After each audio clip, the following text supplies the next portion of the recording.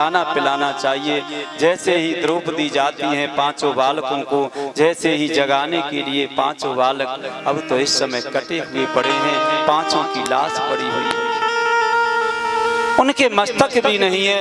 एकदम से द्रौपदी पछाड़ खा करके जमीन के ऊपर गिर पड़ी और बहुत जोर जोर से रोने लगी, बहुत जोर से रोने लगी और मूर्छित होकर के जमीन पर गिर पड़ी। साहब द्रौपदी, जिस माता के 5-5 बालकों का कत्ल हो गया हो, जिस माता के 5-5 बालक दुनिया से मर चुके हों, उसका क्या हाल होगा समझ लीजिए। जैसे ही बहुत जोर से रुदन करने लगी द्रौपदी, उधर मालूम पड़ा अर्जुन दौड़ते हुए आते हैं। क्या हो गया महलों के अंदर? जैसे ही आकर देखा पांचों पुत्रों की लाश पड़ी हुई है, अर्जुन भी एकदम से घबरा गए और जमीन के ऊपर गिर गए। मेरे प्रभु श्री कृष्ण आते हैं और आकर के देखा, बहुत समझ आते हैं अर्जुन और द्रौपदी। जब भगवान ने कहा अर्जुन यह अश्वत्थामा का किया हुआ काम है और शीघ्र ही तुम कोई कम बलवान नहीं हो, तुम भी जाकर के अश्वत्थामा से अपने पुत्रों का बदला लो। रथ में विराजमान होकर के मेरे प्रभु श्री कृष्ण और अर्जुन दोनों चल देते हैं अश्वत्थामा को मारने के लिए। अश्वत्थामा ने देखा कि अर्जुन मुझे मारने आ रहा है, तो अश्वत्थामा भी अपने रथ में विराजमान होकर के अब तो आकाश मार्ग से भागने लगा। पीछे पीछे अर्जुन का रथ, आगे आगे अश्वत्थामा का रथ आकाश में होकर के भागने लगा। जैसे ही अर्जुन ने बाण चलाए और अश्वत्थामा के रथ को जमीन के ऊपर गिरा दिया और अश्वत्थामा के रथ के घोड़े मारे गए और अश्वत्थामा पड़ा हुआ है जमीन के ऊपर। जैसे ही अश्वत्थामा ने देखा कि अर्जुन मुझे मार देगा, तो इसके पास एक शक्ति थी, उसका नाम था ब्रह्मास्त्र, और ब्रह्मास्त्र को इसने छोड़ दिया अर्जुन को मारने के लिए। जैसे ये ब्रह्मास्त्र आ रहा है अर्जुन की तरफ, अर्जुन घबरा गए, पूछने लगे प्रभु मेरी रक्षा करो, प्रभु मेरी रक्षा करो।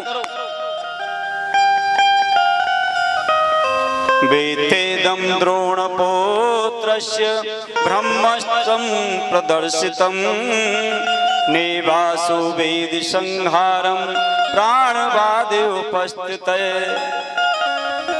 अर्जुन से भगवान ने कहा अर्जुन अपने प्राणों पर आपत्ति जान करके ये द्रोणाचार्य के पुत्र ने ब्रह्मास्त्र चलाया है आपको मारने के लिए। यह तो चलाना ही जानता है, यह इसे वापस करना नहीं जानता। इसलिए मैं कहता हूँ तुम भी अपने ब्रह्मास्त्र को चला दो। इधर से अर्जुन ने भी ब्रह्मास्त्र चला दिया, आकाश में दोनों ब्रह्मास्त्र टकरा गए और लड़ने लगे आपस में। प्रभु प्रेमी जनों, इतना भयानक युद्ध हुआ दोनों ब्रह्मास्त्रों में कि दोनों ही ब्रह्मास्त्र आग उगलने लगे जमीन के ऊपर। भयानक आग जमीन के ऊपर गिरने लगी। तब भगवान ने अर्जुन से कहा कि दोनों ब्रह्मास्त्रों को अपने पास में बुला लो। अर्जुन ने निवेदन किया, प्रार्थना की, स्तुति की ब्रह्मास्त्रों की। तुरंत ही दोनों को अपने पास में बुला लिया और पहुंच गए अश्वत्थामा को पकड़ लिया जाकर के। जैसे अर्जुन मारना चाहते थे अश्वत्थामा को, भगवान ने उसे बचा लिया। ये निर्णय तो केवल और केवल द्रौपदी लेगी, मारना है या इसे जीवित छोड़ना है। अर्जुन अभी इसे मारो मत, चलो द्रौपदी के पास लेकर के चलते हैं। इसे लेकर के द्रौपदी के पास में आए और बंधा हुआ है, गले में फांसी पड़ी हुई है, दोनों हाथ बंधे हुए हैं इसके और दोनों ही पांव बंधे हुए हैं, हाथों में हथकड़ी, पैरों में बेड़ियां पड़ी हुई हैं और लाकर के द्रौपदी के सामने खड़ा कर दिया इस दुष्ट को और कहा द्रौपदी जैसा तुम आदेश करोगी वैसा होगा। सबके सब पांडव भगवान की तरफ देखने लगे। प्रभु आप ही बता दीजिए क्या किया जाए। भगवान ने कहा एक बात सुनो, ब्राह्मण है इसलिए इसे मारना नहीं चाहिए और आतताई है, पापी है, निशाचर है, इसलिए इसे मारने में कोई बुराई नहीं है। अर्जुन ने कहा प्रभु एक निर्णय बताइए, आपने तो दो तरह की बात कर दी, एक फैसला सुनाइए कि मार दिया जाए या छोड़ दिया जाए।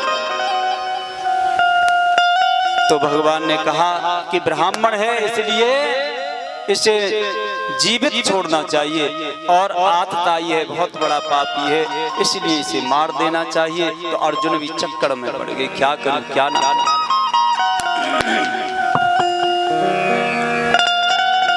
तो भगवान ने कहा कि पापी बहुत बड़ा है। देखिए, आग का लगाने वाला हो, चाहे कोई भी हो, आग लगाने वाला हो, उसे मारने में कोई पाप नहीं बताया। कहा है अग्निदो गर्दश्चैव शस्त्र पाणिर्धनापः क्षेत्रदारापहर्ता चिसड़े से रातताइन।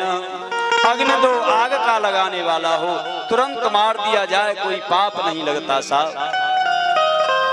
गर्दश्चैव, गरद कहते हैं जहर, जहर कोई जहर को पिलाने वाला हो धोखे से, उसे मारने में कोई पाप नहीं लगता। इस बात को भागवत कहती है। शस्त्र पाणिर्धनापः, शस्त्र हाथों में धारण किए हुए हो और किसी निरपराधी को मार रहा हो, कोई शस्त्र लेकर के, हथियार लेकर के, ऐसे आदमी को तुरंत मार देना चाहिए, कोई पाप नहीं लगता। क्षेत्र दारापहर्ता, क्षेत्र कहते हैं हमारी जमीन को कोई छीन रहा हो, हमारे घर मकान प्लॉट को कोई जबरदस्ती छीन रहा हो, उसे मारने में कोई पाप नहीं लगता। और दारा कहते हैं पत्नी को कोई जबरदस्ती छीन रहा है और उसकी बेइज्जती कर रहा है, समझ लो उसे मारने में कोई पाप नहीं लगता। ये 6 प्रकार के पाप होते हैं शास्त्रों के अंदर, और ऐसे पापियों को मारने में कोई भी बुराई की बात नहीं है, कोई पाप नहीं होता ऐसा। इसलिए इनको बिना सोचे समझे ही मार देना चाहिए। यह दुष्ट अश्वत्थामा तो बहुत बड़ा हत्यारा है, पापी है। इसने 1 नहीं, 2 नहीं, 3 नहीं, 4 नहीं, इसने 5-5 पुत्रों को मारा है। लेकिन ब्राह्मण होने के नाते ये मारने लायक नहीं है। उसी समय अर्जुन ने भगवान के रहस्य को जान लिया और जान करके अर्जुन ने उसी समय अपनी तलवार की नोक के द्वारा इसके माथे को चीर दिया। माथे को चीर करके इसके जो मस्तक में ब्राह्मण के जो तेज होता है, जो ब्रह्म तत्व होता है, माथे के अंदर तेज जो होता है, इसका जो ज्ञान और विद्वानता होती है, एकदम से मस्तक चीर करके तलवार के द्वारा उस तेज को निकाल दिया, अर्थात उस अश्वत्थामा को तेजहीन कर दिया और उसका मुंडन करवाया, काला मुख किया, काली खोपड़ी करके और धक्का मार करके इसमें तब निकाला है वहां से। इस प्रकार से उसे मारा नहीं है, वो जिंदा ही जीवित ही छोड़ दिया है। लेकिन अभी तक ये चैन से नहीं बैठा साहब, चैन से नहीं बैठा है, ये बदला लेना चाहता है कि इससे कब बदला लिया जाए। उत्तरा गर्भवती थी, जो अभिमन्यु की पत्नी थी। इनके गर्भ के अंदर परीक्षित जी महाराज थे। अश्वत्थामा ने पांडवों का वंश मिटाने के लिए फिर ब्रह्मास्त्र चलाया उस उत्तरा के गर्भ को खंडित करने के लिए। तो जैसे ही 5 बाण एक साथ चले आ रहे हैं पांचों पांडवों को मारने के लिए, और एक चिनगारी निकल करके उत्तरा के गर्भ के अंदर प्रवेश कर गई, पेट के अंदर। उसमें परीक्षित जी महाराज थे। उत्तरा रोने लगी जोर जोर से, पाहि पाहि महायोगिन। भगवान को आवाज देती है उत्तरा, पाहि पाहि महायोगिन देव देव जगतपते नान्यम त्वद्भयं पश्ये यत्य मृत्युत्परस्परम। हे महायोगिन, हे दीन वत्सल, हे जगतपते मेरी रक्षा करो, प्रभु मेरी रक्षा करो, हे द्वारकाधीश मेरी रक्षा करो। चाहे मेरे प्राण निकल जाए, लेकिन मेरे गर्भ को कुछ नहीं होना, जो है मेरा गर्भ सुरक्षित रहे। मैं मर जाऊं मुझे कोई चिंता नहीं है प्रभु, लेकिन मेरा गर्भ सुरक्षित रहना चाहिए, मेरा गर्भ खंडित नहीं रहना चाहिए, मेरी रक्षा करो। जैसे ही उत्तरा ने भगवान को आवाज लगाई, भगवान एकदम से चले आए, अपने सुदर्शन चक्र को भेज दिया और आकर के सुदर्शन चक्र ने उत्तरा के गर्भ में शीतलता कर दी, ठंडा कर दिया उसी समय। और उसके बाद में स्वयं भगवान उत्तरा के गर्भ के अंदर प्रवेश करते हैं। गर्भ में जाकर के भगवान ने परीक्षित महाराज को गर्भ में ही दर्शन दिया। कितनी बड़ी बात है, कितने महान थे परीक्षित जी महाराज कि माता के गर्भ में ही भगवान का दर्शन किया। धन्य है साहब। और दर्शन दे करके बाहर निकल कर के आए मेरे प्रभु, और जैसे ही उत्तरा के सामने खड़े हो गए हाथ जोड़ करके, उत्तरा ने भी हाथ जोड़ दिए। प्रभु, जब आपने मेरे गर्भ की रक्षा बाहर से ही कर दी थी तो फिर अंदर क्यों गए? ये तो नरक का कुंड है गर्भ, तो कितनी गंदगी रहती है पेट के अंदर। आप मेरे पेट के अंदर क्यों गए, क्यों प्रवेश किया? प्रभु, आपने तो रक्षा मेरे बालक की बाहर से ही कर दी थी। मेरे प्रभु हाथ जोड़ कर कहने लगे, अरे उत्तरा, तुझ जैसी माताएं तो धन्य हैं जो मेरे भक्तों को जन्म दे रहा है। मैं तेरे बिना जीवित नहीं रह सकती। बहुत बिलखने लगी अरणी मैया सुखदेव के लिए, बहुत रोती हैं, पछाड़ खाती हैं। अरे तेरा मुख भी नहीं देखा मैंने तो, और तू मुझे छोड़ करके चल दिया। इतनी देर में व्यास जी को मालूम पड़ी। व्यास जी दौड़ते हुए आए और आकर के जैसे ही देखा कि पुत्र तो जंगल की तरफ चला जा रहा है। हा पुत्र, हा पुत्र, हा पुत्र करके टकराने लगे व्यास जी, और पीछे पीछे भागने लगे, रोने लगे, ठोकर खाने लगे, गिरने लगे, बहुत रोए। अरे पुत्र देखो तो सही, तुम्हारी माँ तुम्हारे लिए कितना रो रही है, हमारी तरफ देखो। हम तो सोच रहे थे कि बुढ़ापे में जाकर के हमारी संतान हमारी सेवा करेगी, और तुम तो जन्म लेकर के ही चल दिए हमें त्याग करके। बेटा, तुम्हारे बिना हम जीवित कैसे रह सकते हैं? अपनी माँ की तरफ तो देखो कितना रो रही है। लेकिन प्रभु प्रेमी जनों, श्री सुखदेव जी महाराज रुके नहीं और जंगल की तरफ चलते। व्यास जी वेद व्यास जी महाराज पीछे पीछे रोते हुए जा रहे। जैसे ही वृक्षों के अंदर प्रविष्ट हो गए, श्री सुखदेव जी महाराज वेद व्यास जी महाराज को उपदेश देने लगे। वृक्षों में अंदर प्रविष्ट होकर के, हे व्यास जी,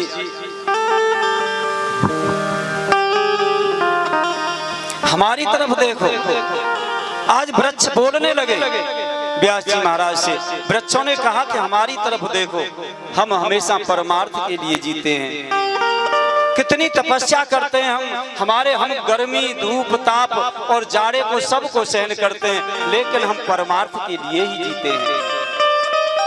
दूसरों के अच्छा करने के लिए जीते हैं, दूसरों का भला करने के लिए ही जीते हैं, दूसरों का परमार्थ करने के लिए ही जीते हैं। तुम है कि एक पुत्र तुम्हारा चला गया तो उसके लिए इतना रो रहे हो।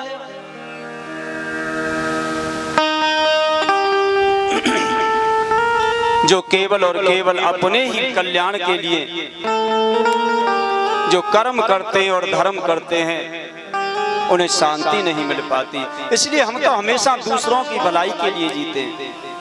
कहा है ना कि वृक्ष कबहु ना फल बके, नदी न संचय नीर, और परमार्थ के कारण साधुन धरा शरीर। हमेशा वृक्ष कभी अपने फलों को नहीं खाते।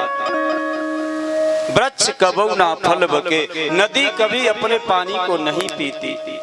इसी प्रकार से जो भी साधु संत होते हैं वो अपने लिए नहीं जीते, वो दूसरों के लिए जीते हैं, वो परमार्थी होते हैं। इसलिए हे व्यास जी महाराज, आप भी हमारी तरह से परमार्थी बन जाइए, तुम्हारा कल्याण होगा और तुम्हें शांति प्राप्त होगी।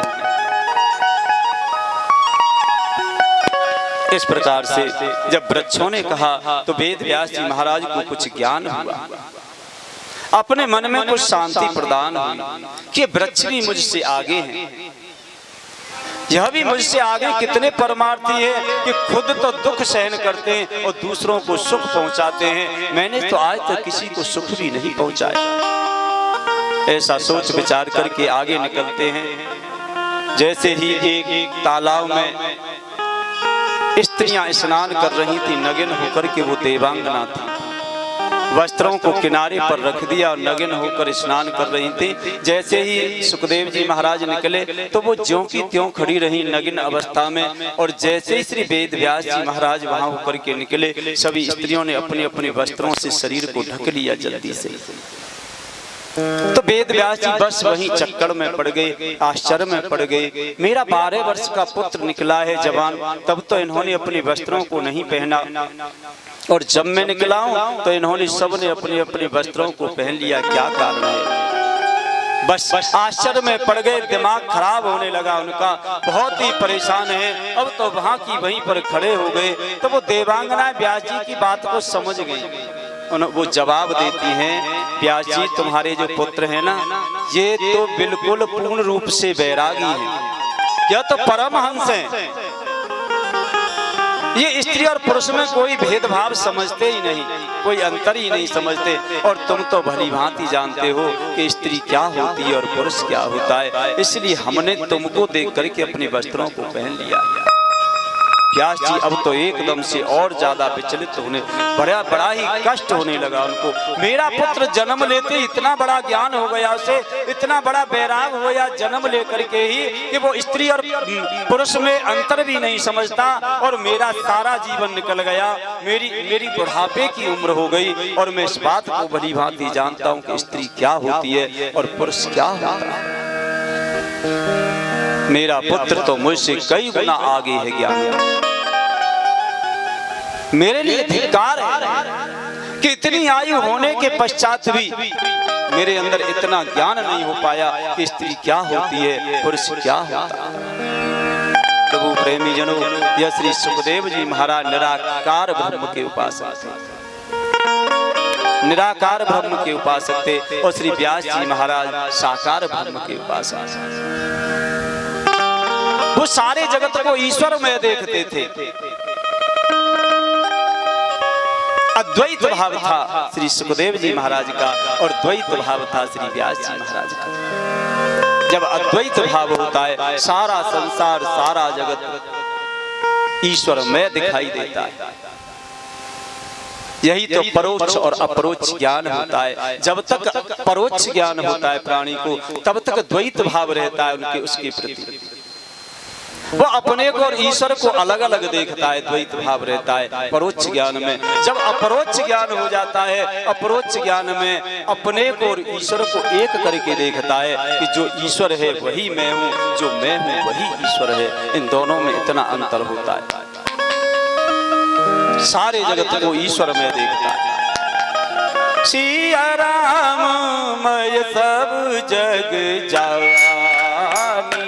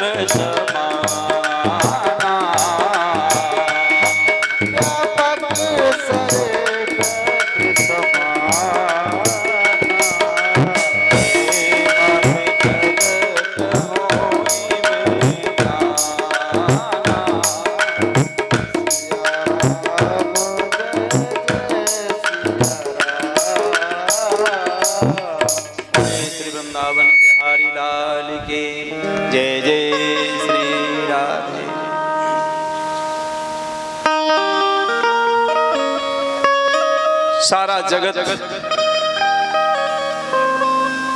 जो परोक्ष ज्ञानी होता है उसे जगत में और ईश्वर में अंतर दिखाई देता है, उसका द्वैत भाव होता है। अपने को और ईश्वर को वो अलग अलग करके मानता है कि मैं जीव हूं और वह ईश्वर है। और जो अपरोक्ष ज्ञान होता है वह ईश्वर को और अपने को एक ही समझता है। वह सोचता है अहम ब्रह्मास्मि, मैं ही ब्रह्म हूं, मैं ही ईश्वर हूं, ऐसा भाव होता है। तो श्री सुखदेव जी महाराज अपरोक्ष ज्ञानी थे और श्री वेद व्यास जी महाराज परोक्ष ज्ञानी थे, दोनों में अंतर था। आगे निकल जाते हैं तो श्री सुखदेव जी तो जंगल में चले गए। अब तो वेद व्यास जी बहुत ही चिंतित हैं, अपने मन में बहुत दुखी हैं। और जैसे ही जंगल में एक पीपल का वृक्ष है, उस पीपल की वृक्ष की जड़ के ऊपर बैठ जाते हैं। बड़े दुखी हैं, अपने मन में बड़े विचलित हो रहे हैं। जैसे वहां पर नारद जी का आगमन होता है, नारद जी महाराज पूछते हैं, व्यास जी क्यों चिंतित हो, क्या बात है, तुम तो बड़े दुखी दिखाई दे रहे हो। आपने तो एक वेद के 4 भाग किए और महाभारत की रचना की, गीता की रचना की, ये आपको क्या हो गया है, आपका मुख मलिन है और बड़े दुखी नजर आते हो, कारण क्या है। वेद व्यास जी महाराज ने हाथ जोड़ लिए, नारद जी आप सब कुछ जानते हैं, आप ही बताइए मैं दुखी क्यों हूँ। जब नारद जी ने कहा कि आपने जो भी कुछ किया अपने जीवन में अपने कल्याण के लिए किया है, लेकिन आपने जगत के कल्याण के लिए अभी तक कुछ भी नहीं किया। आपने बहुत सी पुस्तकों की रचना की, लेकिन अपने कल्याण के लिए किया है सब कुछ तुमने। तुम्हारे पास जितना भी ज्ञान है अपने कल्याण के लिए है, लेकिन तुमने कोई परमार्थ का कार्य नहीं किया है, संसार के हित में कोई कार्य नहीं किया है, जगत के हित का कोई कार्य नहीं किया है। इसलिए तुम एक काम करिए, तुम श्रीमद् भागवत कथा की रचना करिए। इस कथा की जब तुम रचना कर दोगे तो इसे सुन सुन करके, इसे पढ़ करके जगत का कल्याण होगा, जगत का भला होगा। जब नारद जी ने कहा है, तब जाकर के श्री वेद व्यास जी महाराज ने इस श्रीमद् भागवत कथा की रचना की है। बड़ा सुंदर सुंदर कथाएं हैं इसके अंदर, भगवान श्री कृष्ण की सुंदर सुंदर लीलाएं हैं भागवत जी के अंदर। प्रभु प्रेमी जनों 12 स्कंद हैं इसके अंदर, 18,000 श्लोक हैं और बड़ी सुंदर सुंदर कथाएं आप श्रवण कर पाएंगे। उसके बाद में हरे राम राम राम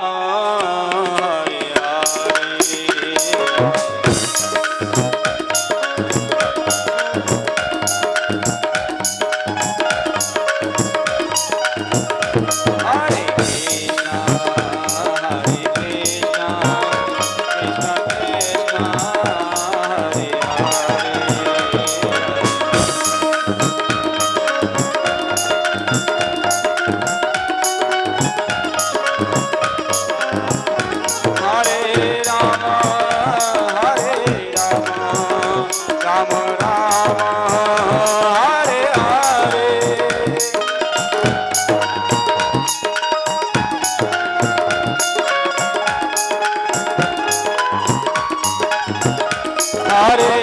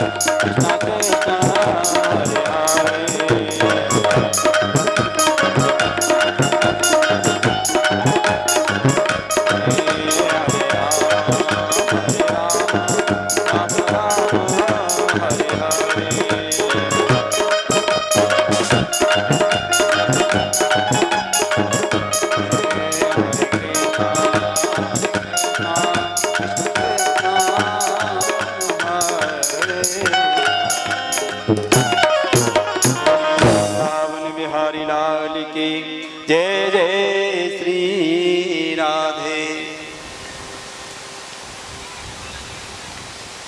और जब ये श्रीमद् भागवत की कथा की रचना कर दी भागवत जी की श्री वेद व्यास जी महाराज ने, तो उसके बाद में इसे श्री सुखदेव जी महाराज के लिए समर्पित कर दिया है। और इसका प्रचार और प्रसार फिर श्री सुखदेव जी महाराज ने किया है साहब। उससे आगे श्री सूत जी महाराज, अब तो श्री सुखदेव जी महाराज का जन्म हो गया है, अब चलते हैं श्री परीक्षित जी का जन्म और कराते हैं।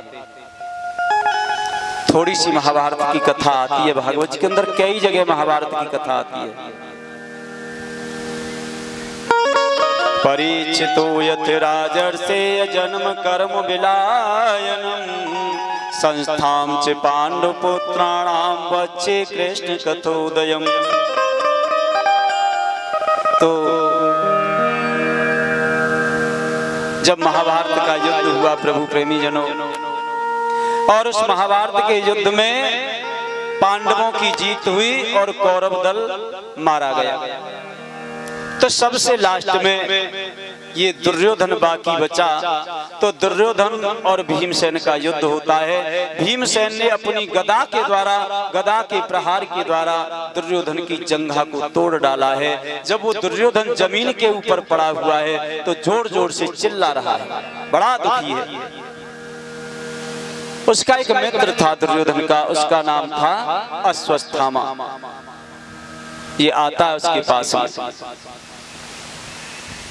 और जैसे ये आया और आकर के अपने मित्र दुर्योधन की हालत देख करके इसे बड़ा दुख होता है, बड़ा कष्ट होता है। तो इसने एक चैलेंज कर दिया दुर्योधन के सामने कि मैं पांचों पांडवों की गर्दन काट करके तुम्हारे पास अभी लाता। जब इसने ऐसा कहा तो तलवार लेकर के गया। ये पांचों पांडवों की गर्दन तो नहीं काट सकता था, लेकिन जो पांडवों के 5 पुत्र छोटे छोटे बालक सोए हुए थे, इसने जाकर के सोते हुए बालकों की 5 की गर्दन काट दी और उनका मस्तक लेकर के दुर्योधन के पास में आया। जैसे दुर्योधन ने उन मस्तकों की तरफ देखा, वो समझ गया कि ये पांडवों के मस्तक नहीं है, यह तो मासूम बालकों के मस्तक हैं। उसे बड़ा क्रोध आया अश्वत्थामा के ऊपर, अरे दुष्ट, ये तूने बड़ा अनर्थ कर दिया, तूने तो मेरे वंश को ही मिटा दिया, तूने बहुत बड़ा अनर्थ कर दिया। मैंने तो तुझसे 5 पांडवों के लिए कहा था, मैं कैसे छोटे छोटे मासूम बालकों के लिए बोला हो। अरे दुष्ट, मेरी आंखों के सामने से हट जा, नहीं तो मैं तुझे मार डालूंगा। और बड़ा क्रोधित हुआ इसके ऊपर दुर्योधन। जैसे ही यह तो वहां से चला गया, लेकिन द्रौपदी ने देखा कि मेरे 5 बालक सोए हुए हैं, भूखे होंगे, मुझे जाकर के उनको कुछ खिला